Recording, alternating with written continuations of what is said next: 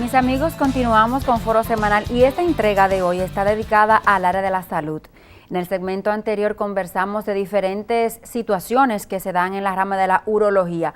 Pues ahora estamos acompañados, todos ustedes y nosotros, del doctor Ricardo Domingo, él es cirujano bariátrico. Con él vamos a hablar de diferentes situaciones que se dan y que se están dando, porque ahora la cirugía bariátrica está en aumento. El doctor nos explicará por qué. Buenas tardes, doctor, bienvenido. Buenas tardes, gracias por la invitación, Maricarmen. Doctor, ¿a qué se debe que la cirugía bariátrica en el país desde unos años hasta esta fecha van en aumento? Han ido aumentando significativamente. Sí, lo que sucede es que la cirugía bariátrica, después de la laparoscopía, que fue en 1990, ya empezó en los años 2000, en el 2000 empezó la cirugía bariátrica.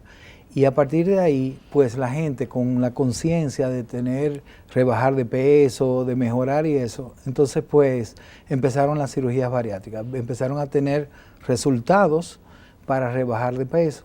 Y entonces, pues, por eso es que ha aumentado la cirugía bariátrica. ¿Cuántos tipos o técnicas hay que se aplican a los pacientes? Hay varias técnicas. Hay dos tipos de cirugía. Una de ellas es la cirugía restrictiva y otra cirugía es de mala absorción. ¿Qué es restrictiva? Restrictiva es que si usted coge el estómago y lo pone pequeño, eso es restringe la cantidad de alimento que ingiere.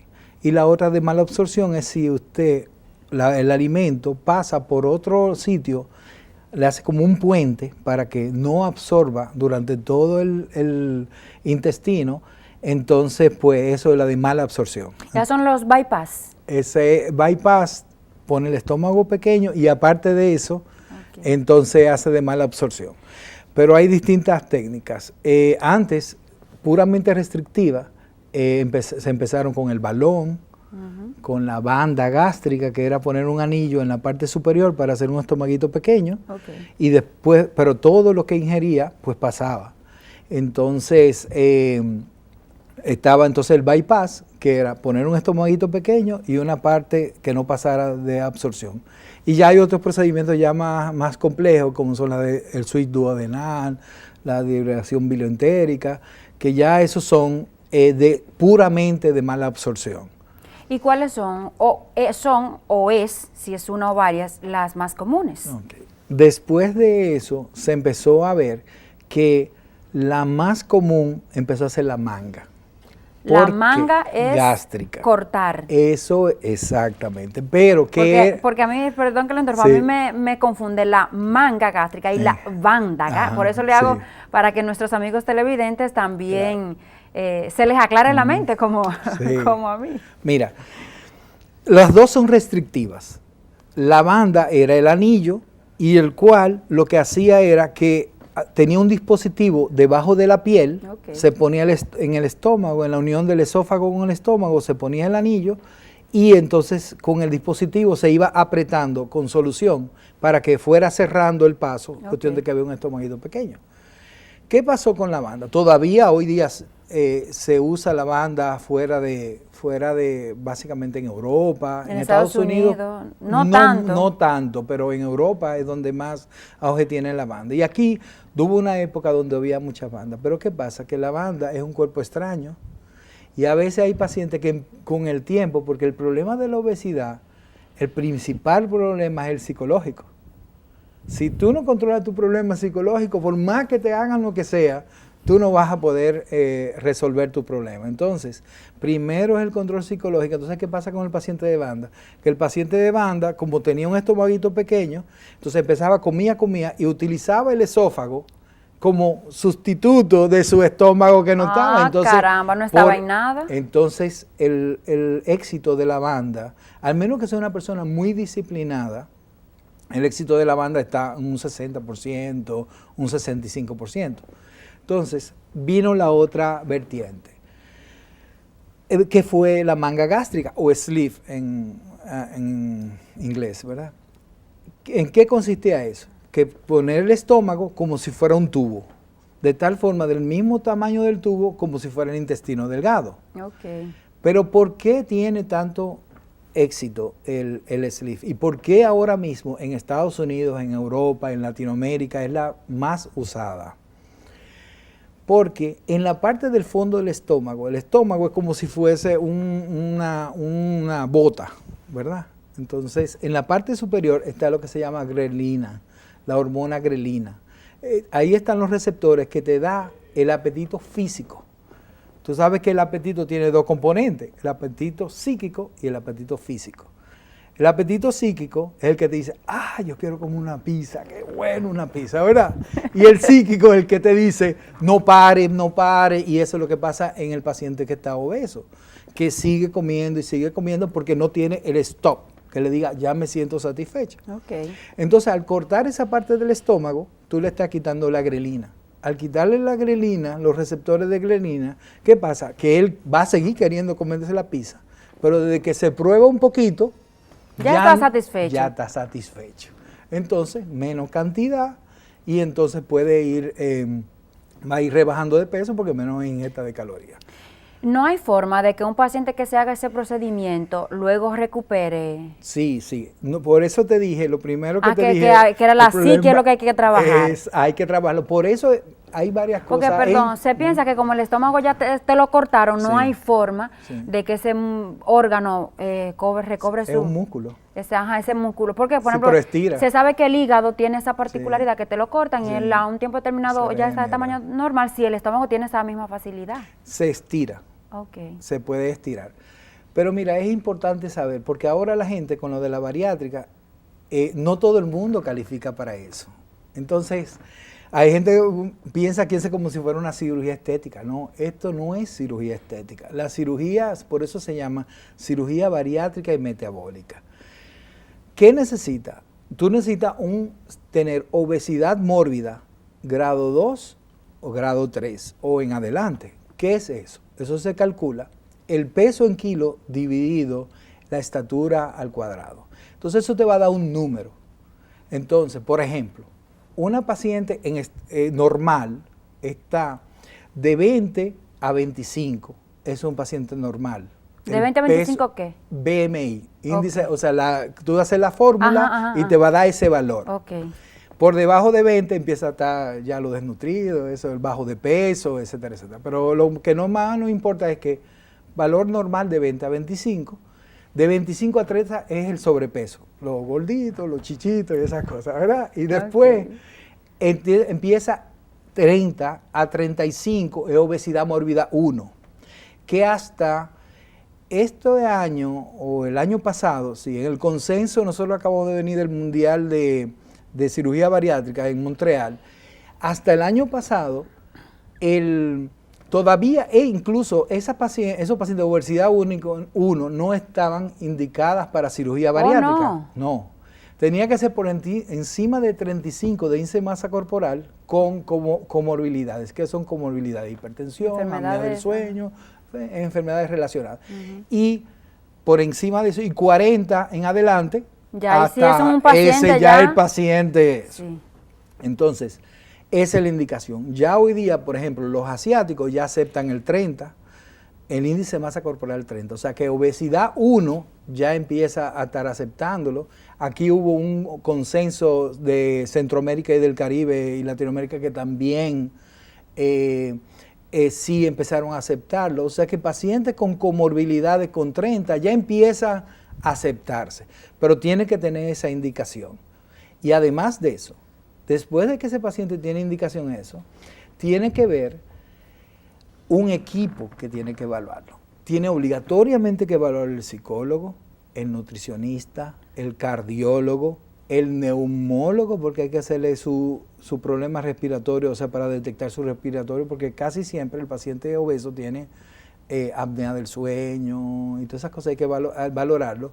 Endocrinólogo si es diabético, el entrenador personal para ver sus condiciones físicas, el gastroenterólogo, porque como se va a trabajar en el estómago, se hace entonces la endoscopia. Entonces, después que se evalúe eso, entonces es que el paciente se decide qué tipo de cirugía le conviene. Si es una restrictiva puramente o de restricción con mala absorción como el gastric bypass. Pero esa de restricción con mala absorción, tengo entendido que el paciente que se la practica tiene que tomar algún nutriente porque están desviando a los alimentos que ingiere y por tanto hay nutrientes que no lo va a aprovechar el organismo. Entonces, ¿qué pasa con esa situación? Sí, esos son vitaminas y nutrientes que debe ingerir el resto de su vida. Pero, por ejemplo,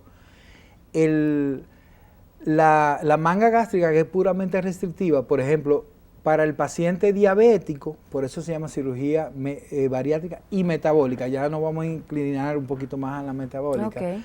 El paciente ya que es metabólico, que es diabético tipo 2, ese paciente le va mucho mejor la restrictiva con mala absorción que la restrictiva puro, porque hay dos componentes de la diabetes. El paciente tipo 2 es el paciente que lo que tiene una intolerancia a la insulina, o sea, tiene insulina suficiente pero no entra a las células y por tanto se mantiene alta la glicemia. Entonces, ¿qué pasa? El paciente que tú le haces una cirugía restrictiva pura, como al bajar su caloría y su ingesta, pues entonces de por sí va a bajar de peso y casi siempre pues se mejora de la diabetes. Pero aquel que tiene tipo 2, que por ejemplo necesita insulina y eso, al hacer la derivación y no pasar por el duodeno, o sea, por todo el trayecto, sino que hay un puente, entonces las enzimas y lo que se llaman los péptidos intestinales, que son lo que mantienen la intolerancia a la insulina, lo que impiden que entre la insulina, a los alimentos no pasarse por ahí, no se despiertan, y entonces ellos se quedan ahí pendientes, entonces ya la insulina puede entrar. Entonces, por eso es que hay que valorarlo, saber que primero la obesidad no se hace por estética, sino por salud.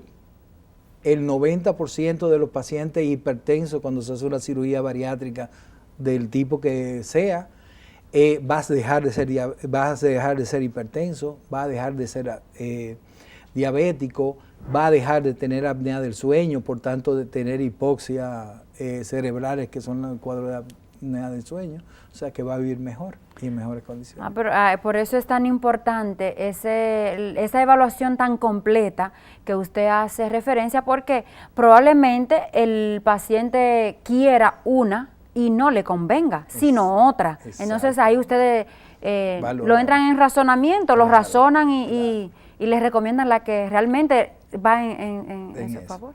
Claro. En cuanto a la manga gástrica, que es la más famosa, es la única que tiene una ventaja en el aspecto de que, por ejemplo, ese paciente muy, muy obeso, tú puedes hacerle la manga primero y después le haces el bypass. O sea, le haces la derivación después. Entonces, tú le haces la manga. Para bajarlo para bajar de peso considerablemente y después se completa.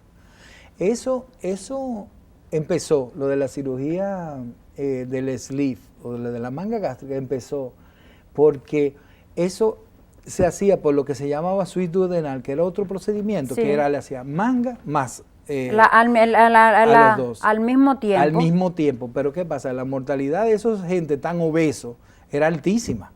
Entonces se hizo un estudio donde a un grupo se le hizo la manga primero y a otro grupo se le hizo el bypass primero, o sea, solamente la derivación, el switch, ¿verdad? Y después se dieron cuenta dos cosas. Primero, que la gran mayoría con la manga era lo suficiente, porque una persona que pesa 600 libras, cuando tú lo pones en 200 libras, es un dandy. ¿Me entiendes? O sea, entonces la gran mayoría de las veces ese paciente no aceptaba la otra parte. O sea, porque lo importante es sentirte sano y condicionado con tu peso, no necesariamente lo que dice el valor. Y la otra parte fue donde salió que los pacientes que le hicieron el bypass inicial y para dejarle la manga después, esa parte, entonces los que eran diabéticos dejaron de ser diabéticos. De por ahí es que entonces empiezan y ahí salen cirugía bariátrica y metabólica y por eso entonces vienen esos pacientes. Doctor, aquí en el país, ¿Cuál tipo es la que las personas más buscan o la que más se practica? Porque independientemente de la que yo me quiera hacer, como te explicaba, es a la que yo pueda someterme, a la que le sea favorable a mi problemática. Claro. En el país, ¿cuál es la que más se practica? Bueno, en el país y en el mundo, ahora mismo, la manga es la que más se hace. Okay. Ahora, por eso es que nosotros pertenecemos a una sociedad, existe una sociedad de cirujanos bariátricos, sí, que regula y es la que hace los lineamientos para poder hacerlo.